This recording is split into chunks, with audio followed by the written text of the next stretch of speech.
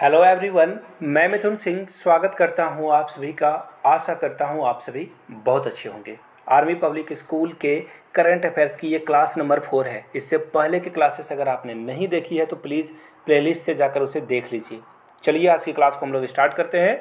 मेरी first question आपके सामने ये रहा, पीएम मोदी जो है इंडियन जो प्रवासी भारतीय हैं, अगर इसे मैं सिंपल लैंग्वेज में समझाऊं तो जर्मनी के किस शहर में ये सारे लोगों को क्या करेंगे, संबोधित करने वाले हैं, एड्रेस करने वाले हैं।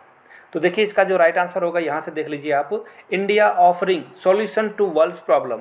मोदी जी ने कहा कि इंडिया जो है पूरे वर्ल्ड को सॉल्यूशन देने वाला है। एक्चुअली इनका कहने का मतलब ये था कि एक्चुअली इंडिया के पास ना बहुत बड़ा मार्केट है, जहाँ से अलग अलग कंट्रीज़ चाहती है कि यहाँ पे ये अपना सेटअप करें, यहाँ पे अपने प्रोडक्ट को बेचें और उससे बेनिफिट मंगाएं। और यहाँ पे उन्होंने एक बात और भी मेंशन किया था, यूनिकॉर्न का। देखिए यूनिकॉर्न का मतलब क्या होता है ये भी जान लीजिए, बहुत इंपॉर्टेंट है, एग्जाम में आएगा भी। हाल में ही फिजिक्स वाला को आपने सुना होगा कि ये यूनिकॉर्न में शामिल हो चुका है। इसका मतलब ये होता है कि यूनिकॉर्न जो कंपनियाँ होती है वो 100 करोड़ की वर्थ से ज़्यादा होती है, उसे यूनिकॉर्न बोला जाता है। आप लोगों ने यूनिकॉर्न का फोटो अगर नहीं देखा है तो यहाँ से देख लीजिए। एक घोड़ा होता है जिसके ऊपर पंख लगा होता है। एक्चुअली ये इमेजिनरी एनिमल है but this is called unicorn. तो फिलहाल यहाँ जो राइट आंसर होगा, मोदी जी बर्लिन गए थे और वहाँ उन्होंने इंडियंस को जो है, जो इंडियन वहाँ पे रहते हैं, एनआरआई बोला जाता है उन्हें, बर्लिन में सारे लोगों को संबोधित किया था, एड्रेस किया था। अगले क्वेश्चन की ओर हम लोग बढ़ते हैं। नेक्स्ट क्वेश्चन आपके सामने ये रहा। अब आप बोलोगे कि भैया कितने आउटडेटेड हो, प्रेसिडेंट तो कोविंद की जगह पे बन गई है द्रौपदी मुर्मू, तो फिर ये क्यों पढ़ा रहे हो। तो देखिए द्रौपदी मुर्मू हाल में ही बनी है, करंट अफेयर्स पिछले 6 महीने का होता है, तो इसको हम लोग अवॉइड कर सकते हैं, ये क्वेश्चन आए या नहीं आए। बट प्रेसिडेंट ऑफ इंडिया ने आसाम और मिजोरम को जो है विजिट किया था 3 मई से लेकर 6 मई तक, याद रख लीजिएगा। अगले क्वेश्चन की ओर हम लोग बढ़ते हैं।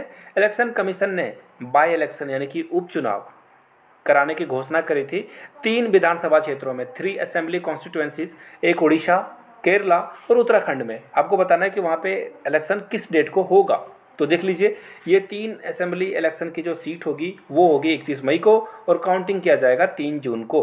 चलिए नेक्स्ट क्वेश्चन की ओर हम लोग बढ़ते हैं। India and which country impact on green hydrogen, किस कंट्री के साथ हम लोगों ने जो है ग्रीन हाइड्रोजन पे एक्चुअली टाई किया है, किस कंट्री के साथ, फ्रांस के साथ, स्वीडन, जर्मनी या नॉर्वे।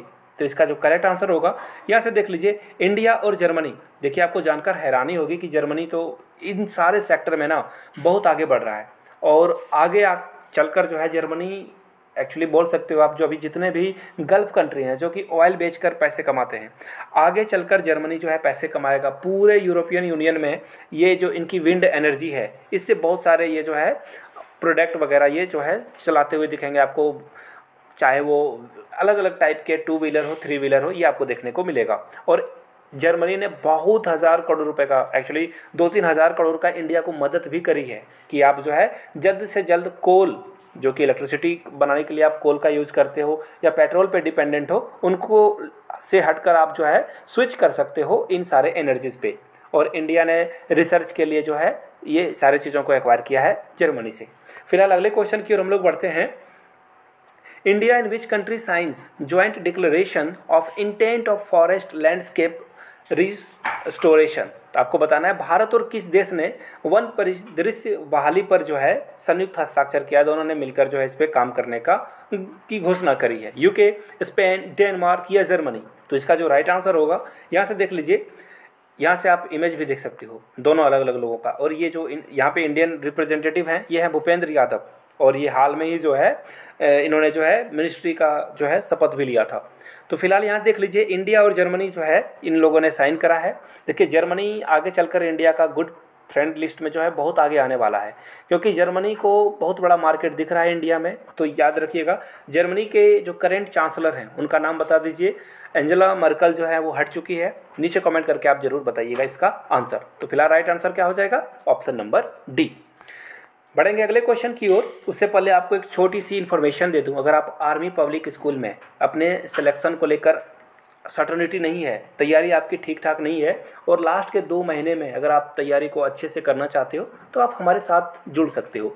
699 में आप मेरे हैंड रिटन नोट्स ले सकते हो, जिससे आप इस एग्ज़ाम को ईजिली क्रैक कर पाओगे। सेकेंडली 100 रुपीज़ में आप जो है क्वेश्चन पेपर ले सकते हो आर्मी स्कूल के, तो जो आपको चाहिए वो आप ले सकते हो। 699 में आपको जो है प्रीवियस ईयर पेपर विथ मेरे हैंड रिटन नोट्स मिल जाएंगे।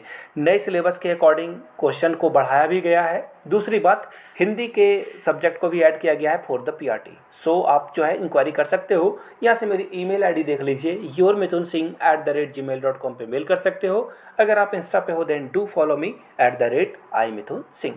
सूचना समाप्त हो गई, बढ़ेंगे अगले क्वेश्चन की ओर। आपको बस बताना है कि वो कौन, एक्चुअली बहुत सारे इंडियन के ग्रुप जो थे किस कंट्री में वो फंस गए हैं और उन्होंने फिर से जो है जयशंकर साहब से जो है गुजारिश करी है कि उनको प्लीज़ अपने फैमिलीज़ के साथ मिला दे। देखिए, एक्सटर्नल अफेयर मिनिस्टर हैं एस जयशंकर, जो कि इंडिया के पहले डिप्लोमेट रह चुके हैं, और सुषमा स्वराज के साथ इन्होंने इतना अच्छा काम किया था कि मोदी गवर्नमेंट के अगले टर्म में, मोदी 2.0 में, इनको एज अ फॉरेन मिनिस्टर बनाया गया है और ये बहुत अच्छा काम कर रहे हैं एस जयशंकर साहब।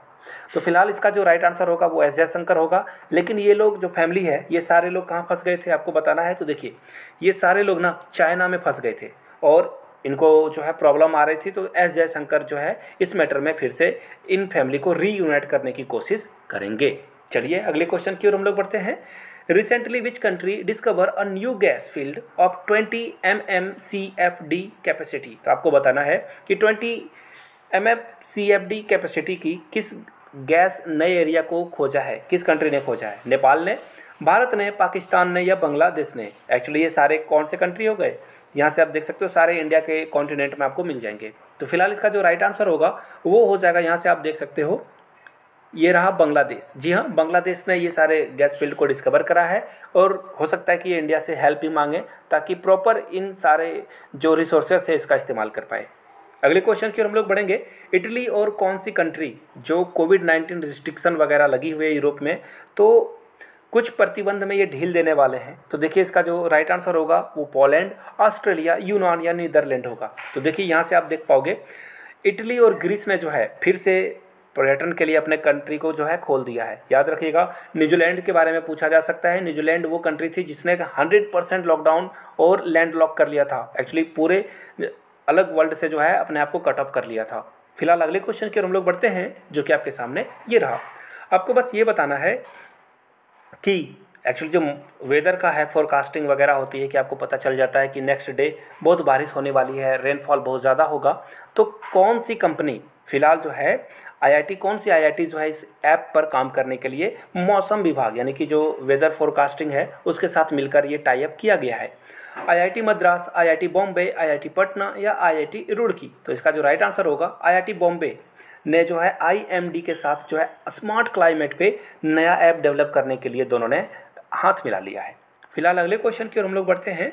विच कंट्री, आपको बस देखिए, एक्चुअली रसिया और यूक्रेन के बाद ना रसिया पे इतने जो है सैंक्शन लगे हैं कि रसिया पूरी तरह से बैकफुट पे आ चुका है। आपको बस ये बताना है कि रसियन ऑयल पे जो यूरोपियन यूनियन है उन्होंने बैन लगा दिया है। तो कौन सा देश वीटो करने की धमकी दे रहा है बार बार? ऑस्ट्रिया, नॉर्वे, हंगरी या डेनमार्क? तो इसका जो राइट आंसर होगा वो यहाँ से आप देख लीजिए, हंगरी ने कहा है कि भैया आपका ट्रस्ट जो है मैं खो रहा हूँ, मुझे तो रसिया के कम दाम पे, चीप रेट पे तेल तो चाहिए ही चाहिए होगा। अगले क्वेश्चन की ओर बढ़ेंगे। एक्चुअली ये the quick points of the day की बारी है। आप लोग प्लीज स्क्रीनशॉट लेकर इसे नोट डाउन कर लीजिए, बहुत इंपॉर्टेंट क्वेश्चन को यहाँ पे मैं इंक्लूड करता हूँ। तो चलिए मेरी फर्स्ट क्वेश्चन की ओर हम लोग बढ़ते हैं। According to a report, in which country an emergency meeting arrange to discuss over US sanctions? तो देखिए, चाइना में जो है यूएस सैंक्शन को लेकर एक इमरजेंसी मीटिंग अरेंज करी गई है। चाइना के प्रेसिडेंट कौन है, उनका नाम नीचे कमेंट करके बताइए। और आपको याद रखना होगा क्योंकि ये अभी कहीं जाने वाले हैं नहीं, हिटलर की तरह ये भी डिक्टेटर हैं और जब तक मरेंगे नहीं तब तक ये गद्दी से हिलेंगे नहीं। अगले क्वेश्चन की ओर हम लोग बढ़ते हैं। Recently Punjab band how many history book with, देखिए ये पंजाब की जो गवर्नमेंट है, कोई भी गवर्नमेंट है, अपने खिलाफ कुछ भी उनको दिखता है, कोई भी एलिमेंट हो, फ्रिंज एलिमेंट हो या कोई बुक हो या कोई मैगजीन हो, तो उसको तुरंत बैन कर देते हैं। तो पंजाब ने ना फिलहाल 3 बुक को बैन कर दिया है ताकि इन्होंने कहा दिया कि ये देश विरोधी है। तो खैर सर्टिफिकेट बट रहा है यहाँ भी, पंजाब में भी। अगले क्वेश्चन की ओर हम लोग बढ़ते हैं। Recently which of the following wins the gold medal junior world champions in weight lifting? तो वेट लिफ्टिंग में किसने गोल्ड मेडल जीता है रिसेंटली जूनियर वाले सेक्शन में? तो देखिए इनका नाम है हर्षदास शरद गौड़, तो याद रख लीजिएगा, इनका नाम एग्जाम में जरूर पूछा जाएगा। तो फिलहाल आप लोगों के लिए इतना ही। अगर आप नए हो तो चैनल को सब्सक्राइब कीजिए, वीडियो को लाइक करके अपने दोस्तों तक शेयर जरूर कर दें। Thank you so much for watching this video. Have a good day.